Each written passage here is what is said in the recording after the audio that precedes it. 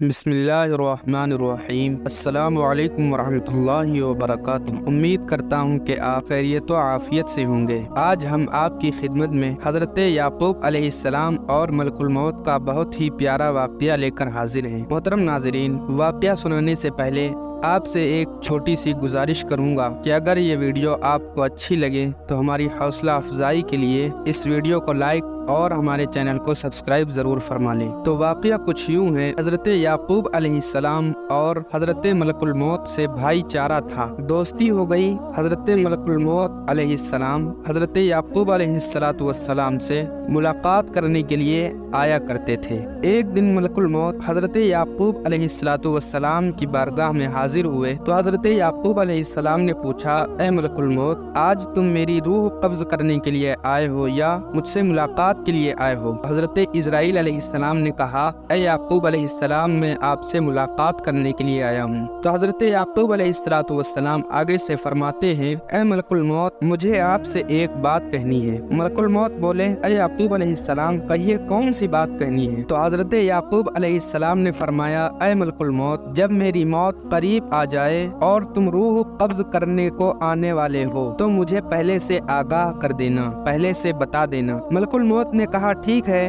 جب آپ کی روح قبض کرنے کے لیے میں آؤں گا تو آپ کو پہلے سے بتا دوں گا، اور میں اپنے آنے سے پہلے آپ کے پاس 2-3 قاصد بھیجوں گا۔ حضرت یعقوب علیہ السلام کہتے ہیں، ٹھیک ہے۔ وقت گزرتا گیا، یہاں تک کہ حضرت یعقوب علیہ السلام کا وقت آخر آ گیا اور ملک الموت علیہ السلام حضرت یعقوب علیہ السلام کی روح قبض کرنے کو آ پہنچے۔ حضرت یعقوب علیہ السلام نے ملک الموت سے کہا، اے ملک الموت، آپ نے تو مجھ سے وعدہ کیا تھا کہ میں اپنی آمد سے پہلے آپ کی طرف 3 قاصد بھیجوں گا۔ تو حضرت اسرائیل علیہ السلام یعنی ملک الموت نے کہا، اے یعقوب علیہ السلام، میں نے بالکل ایسا ہی کیا تھا، میں نے پہلے آپ کے پاس 3 قاصد بھیجے تھے۔ تو حضرت یعقوب علیہ السلام کہتے ہیں، وہ کیسے؟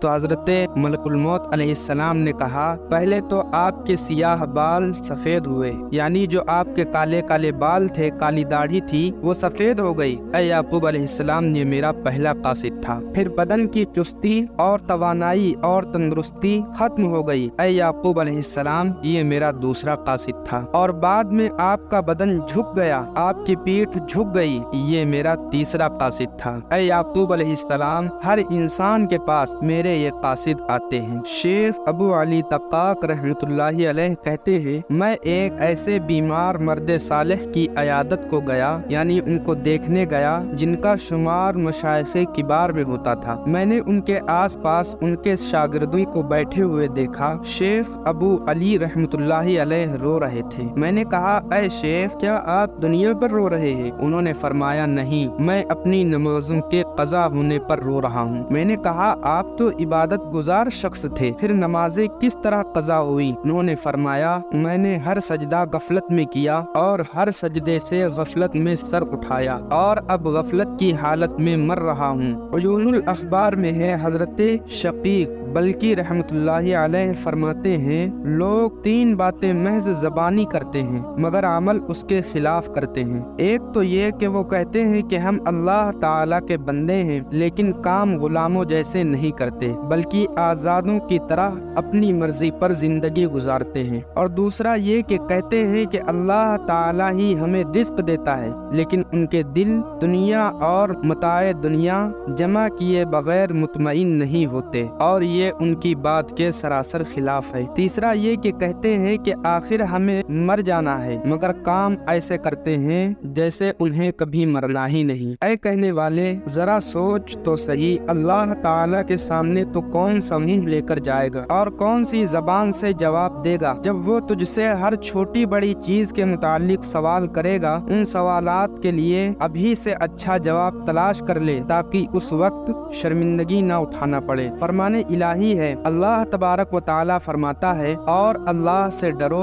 بے شک تم جو کچھ کرتے ہو اللہ اس سے آگاہ ہے اور خبر رکھتا ہے۔ پھر اللہ نے مومنوں کو سمجھایا وہ اس کے احکامات کو نہ چھوڑیں اور ہر حالت میں اس کی وحدانیت کا اقرار کرتے رہیں۔ حدیث شریف میں آیا ہے، عرش الہی کے پائے پر لکھا ہوا ہے کہ جو میری اطاعت کرے گا میں اس کی بات مانوں گا، جو مجھ سے محبت کرے گا میں اسے اپنا محبوب بناؤں گا، اور جو مجھ سے مانگے گا میں اسے عطا کروں گا، اور جو بخشش طلب کرے گا میں اسے بخش دوں گا۔ اس فرمان نبی صلی اللہ تعالی علیہ وآلہ وسلم کی روشنی میں ہر عقل مند اور دانش مند کے لیے ضروری ہے کہ وہ خوف اور بھرپور خلوص کے ساتھ اللہ تبارک و تعالی کی عبادت کرتا رہے اور راضی بقضا رہے، اس کے نازل کردہ مصائب پر صبر کرے، اس کی نعمتوں کا شکر کرتے ہوئے کم و بیش پر قانع ہو جائے۔ اللہ تعالیٰ فرماتا ہے جو میری قضا پر راضی، مصائب پر صابر نہیں اور نعمتوں کا شکر نہیں ادا کرتا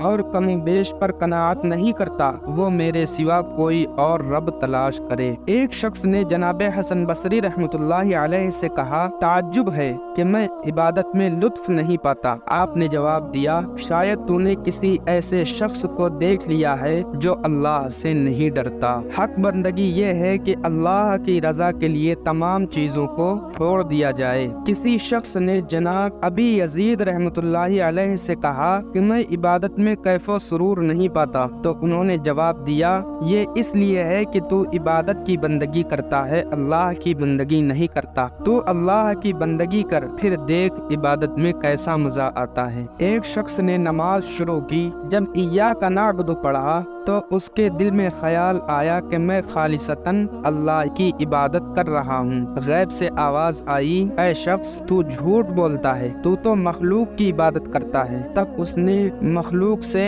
رشتہ توڑ لیا اور نماز شروع کی۔ پھر اسی آیت تک پہنچا تو وہی دل میں گزرا کہ میں تو اللہ کی عبادت کرتا ہوں۔ پھر آواز آئی، اے شخص تو جھوٹ بولتا ہے، تو اپنے مال کی عبادت کرتا ہے۔ اس شخص نے سارا مال راہ خدا میں خرچ کر دیا اور نماز کی نیت کی۔ جب اسی آیت پر پہنچا تو خیال آیا کہ اب میں حقیقتاً اللہ تبارک و تعالیٰ کی عبادت کرنے والا ہوں۔ پھر وہی آواز آئی کہ اے شخص تو اپنے دعوے میں جھوٹا ہے، تو اپنے کپڑوں کی عبادت کرتا ہے۔ اس وقت اس بندے خدا نے بدن کے کپڑوں کے علاوہ سارے کپڑے راہ خدا میں دے دیے۔ اب جب اس نے نماز شروع کی اور اس آیت پر پہنچا تو آواز آئی کہ اے شخص تو اب اپنے دعوے میں سچا ہے اور میں نے تجھے معاف کر دیا۔ ویڈیو اچھی لگی ہو تو ویڈیو کو لائک کریں، چینل کو سبسکرائب کریں، بیل آئیکن کو پریس کریں تاکہ ہر آنے والی ویڈیو کی نوٹیفیکیشن آپ تک پہنچ سکے۔